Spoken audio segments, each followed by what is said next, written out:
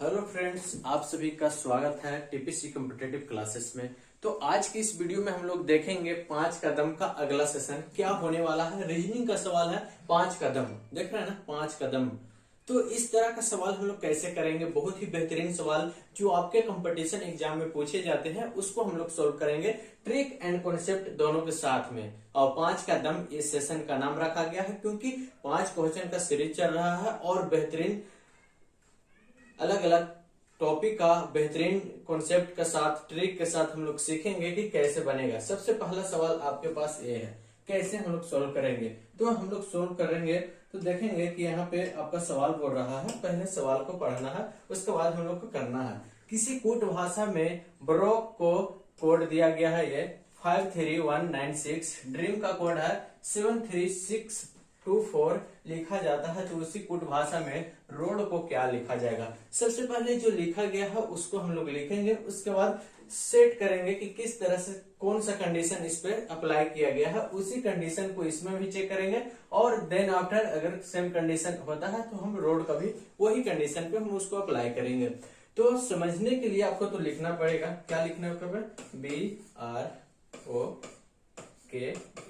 इसका जो है कोड 53196, उसके बाद ड्रीम का DREAM, इसका जो कुट भाषा है 73624। उसके बाद पूछ रहा है क्या, रोड का पूछ रहा है यहाँ पे। तो क्या होगा, जैसे कि हम देखते हैं कि बी का 2 होता है, सभी लेटर का संख्या आपको पता है, बी का 2 होता है, आर का 18 होता है। तो इसको हम लोग सबसे पहले चेक करेंगे। तो देखें कि बी का 2 होता है, यहाँ 5 है, इस तरह से लिखा गया नहीं है। फिर हम चेक करेंगे आर का यहाँ पे 3 लिखा गया है, इस आर में भी यहाँ पे 3 लिखा गया है, यहाँ पे सभी लेटर का संख्या दिया गया है। उसी तरह से क्या करेंगे, हम आर का निकाल देंगे। आर का क्या है 3, तो यहाँ पे 3 हो जाएगा। उसके बाद ओ का क्या है, ओ का देखिए तो 1, इसका क्या है 1, तो ओ का क्या हो जाएगा 1। फिर ए का देखेंगे, ए का क्या लिखा गया है, देखिए तो ए का 2, ए का क्या हो जाएगा आपका 2। उसके बाद डी का देखिए, डी का क्या है 7।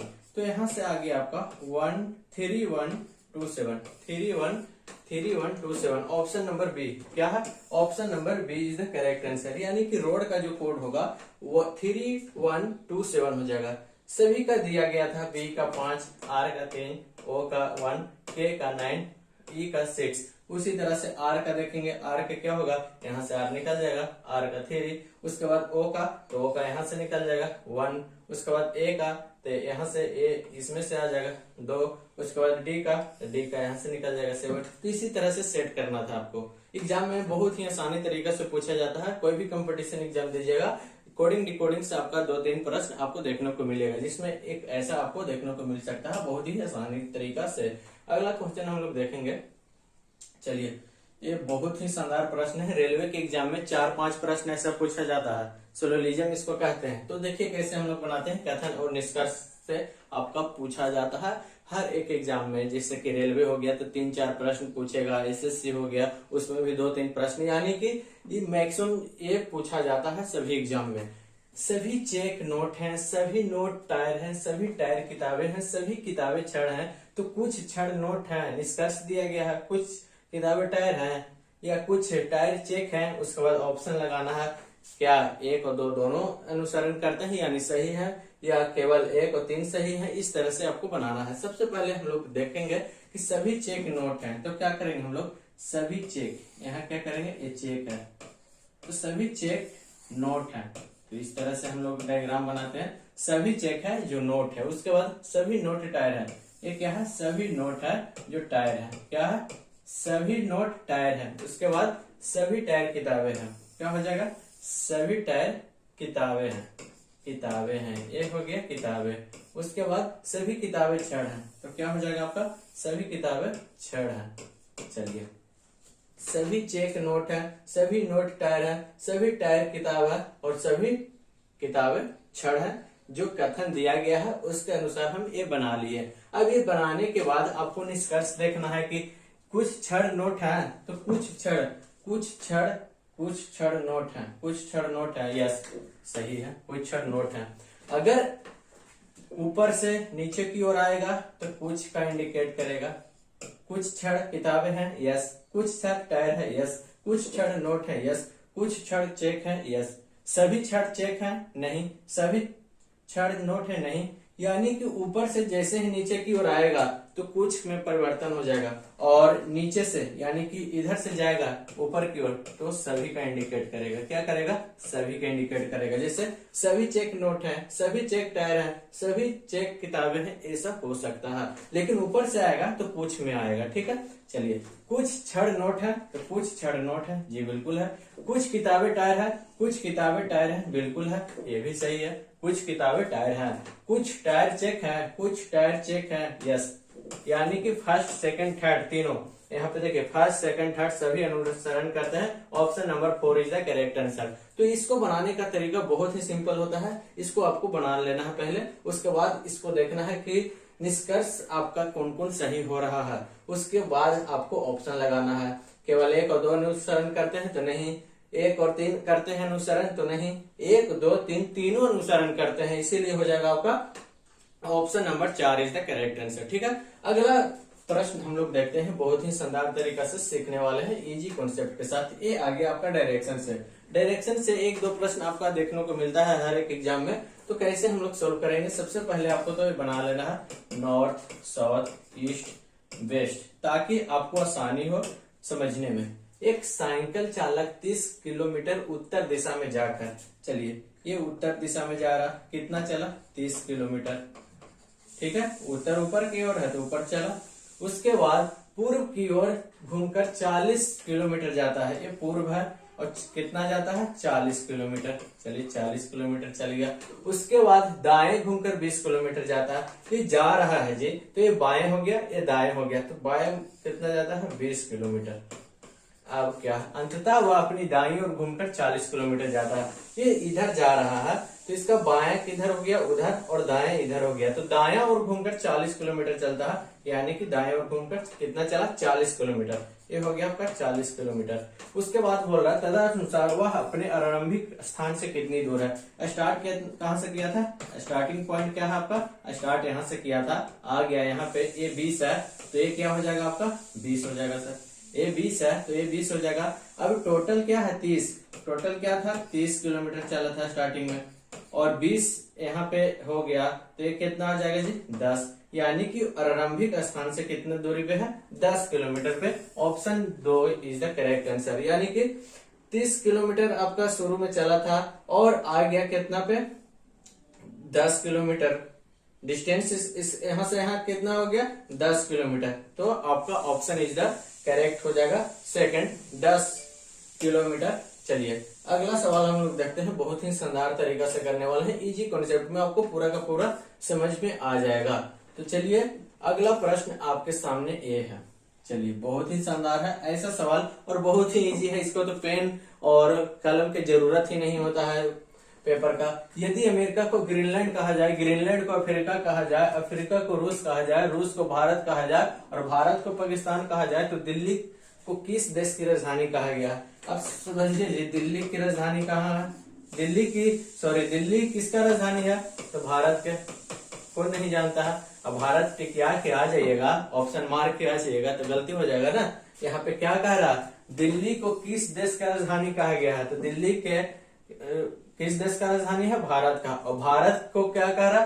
भारत को पाकिस्तान कहा जाता है, तो यहाँ पे क्या हो जाएगा आपका? पाकिस्तान। क्या हो जाएगा आपका? Pakistan answer. Pakistan, option A is the correct answer. क्या हो जाएगा? Option A is the correct answer, Pakistan हो जाएगा।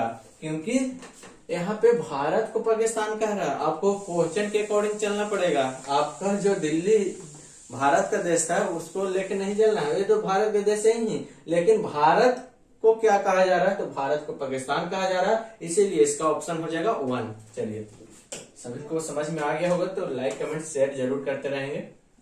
बहुत ही लाजवाब प्रश्न, बहुत ही शानदार, हर एक एग्जाम में ऐसा सवाल देता है और इसको लोग अक्सर छोड़ के आ जाते हैं क्योंकि टाइम टेकन लगता है, बनाने में समय लगता है 2 मिनट 3 मिनट। तो इसको हम लोग कैसे करेंगे, एक बार आप समझ जाइएगा तो कम समय में आप भी सोल्व कर पाइएगा। देखिए क्या कह रहा, A B C D E F G एक वृत्त में केंद्र की ओर मुंह करके बैठे हैं। चलिए, एक वृत्त है जी, एक वृत्त है, चलिए वृत्त बना लिए, और एक केंद्र है, और केंद्र की ओर मुंह करके बैठे हुए हैं, यानी कि ऐसे एक है 1 2 3 4 5 6 7 गो, 7 गो बना लेते हैं, 1 2 3 4 5 6 7 7 लोग हैं, सातों केंद्र की ओर मुंह करके बैठे हुए हैं, परंतु जरूरी नहीं है कि वह इसी क्रम में बैठे हुए हैं। सवाल यहाँ पे पूछ कह रहा डी एफ के बाईं ओर दूसरा नहीं है। क्या कह रहा प्रश्न? डी है जो एफ के बाईं ओर दूसरा नहीं है, डी मान लिया जाए यहाँ, तो एफ के बाईं ओर दूसरा नहीं है, एफ के बाईं ओर, एफ के बाईं ओर किधर हो गया? एफ के बाईं ओर दूसरा नहीं है, ठीक है, नहीं होगा, यहाँ पे बाईं ओर दूसरा नहीं है। चलिए, अब क्या कह रहा है कि परंतु डी ए के बाईं ओर दूसरा है, डी है जो ए के बाईं ओर दूसरा है, ए के दाईं ओर, सॉरी ए के दाईं ओर किधर होगा? इधर होगा, दूसरा है। उसके बाद सी ए के दाईं ओर है, सी है जो ए के क्या है? दाईं ओर तीसरा है, दाईं ओर तीसरा है। ए के दाईं ओर तीसरा कौन हो जाएगा? ए के दाईं ओर तीसरा सी हो गया। अब सी जी के बाईं ओर दूसरा है, सी है जो जी के बाईं ओर, तो जी यहाँ रहेगा, तो बाईं ओर दूसरा सी हो गया। उसके बाद बी जी के निकटतम पड़ोसी नहीं है। क्या कह रहा कि बी है जो जी का निकटतम, ये जी है, और न यहाँ पे बी होना चाहिए, न यहाँ पे बी होना चाहिए, बचा कहाँ? तो यहाँ पे सर, यहाँ पे बी होना चाहिए। एफ यहाँ नहीं होना चाहिए, सबसे पहले ही बोल दिया कि डी एफ के बाईं ओर दूसरा नहीं है, तो एफ यहाँ नहीं होगा, तो कहाँ हो जाएगा आपका? एफ यहाँ हो जाएगा। बचा ई, तो ई यहाँ पे हो जाएगा। चलिए, ये आपका पूरा का पूरा हो गया। अब क्वेश्चन करेंगे हम लोग, सी के दाईं ओर अगला कौन है? सी के दाईं ओर अगला कौन है? तो ई है सर, ऑप्शन देखिए 18 के क्या हो जाएगा? ऑप्शन तीसरा, यानी कि ई आंसर। उसके बाद ए और जी के बीच में केवल एक व्यक्ति है, ए और जी के बीच में केवल एक व्यक्ति कौन है? एफ है, तो एफ आंसर हो जाएगा, यानी कि 5वां हो जाएगा। डी के बाईं ओर अगला कौन है? डी के बाईं ओर, यानी कि डी के दाईं ओर ये हो गया, बाईं ओर हो गया, तो डी के बाईं ओर अगला कौन है? तो बी है सर, राइट आंसर। सी के बाईं ओर दूसरा कौन है? सी के बाईं ओर, ये दाईं ओर, इधर बाईं ओर, तो सी के बाईं ओर दूसरा, पहला ये, दूसरा ये, बी, यानी कि option A is the correct answer. एक और क्वेश्चन है आपका, डी के सक्षेप ए की स्थिति क्या है? डी के सक्षेप, यानी कि डी कहाँ है? यहाँ सर, डी के सक्षेप ई का स्थिति, तो ई का स्थिति हो गया डी के दाईं ओर दूसरा, डी के दाईं ओर दूसरा, दाईं ओर अगला है तो नहीं, ये नहीं होगा, बाईं ओर अगला नहीं, दाईं ओर तीसरा नहीं, दाईं ओर दूसरा, दाईं ओर दूसरा, option 4 is the correct answer, यानी कि चौथा ऑप्शन सही होगा।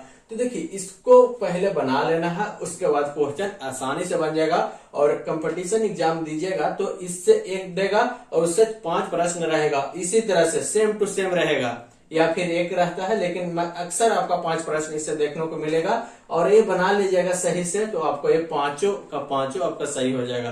तो एक बनाने से 5 आ जाएगा ना, तो इसको समय देना है थोड़ा सा, इसको जो जो स्टेटमेंट बोल रहा है उसको आपको फुलफिल करना है, उसके बाद आपका आसानी से समझ में आ जाएगा, आसानी से क्वेश्चन बन जाएगा। तो इस तरह से हम लोग करेंगे। अगला प्रश्न आपके सामने खत्म होता है ये 5 प्रश्नों का सीरीज।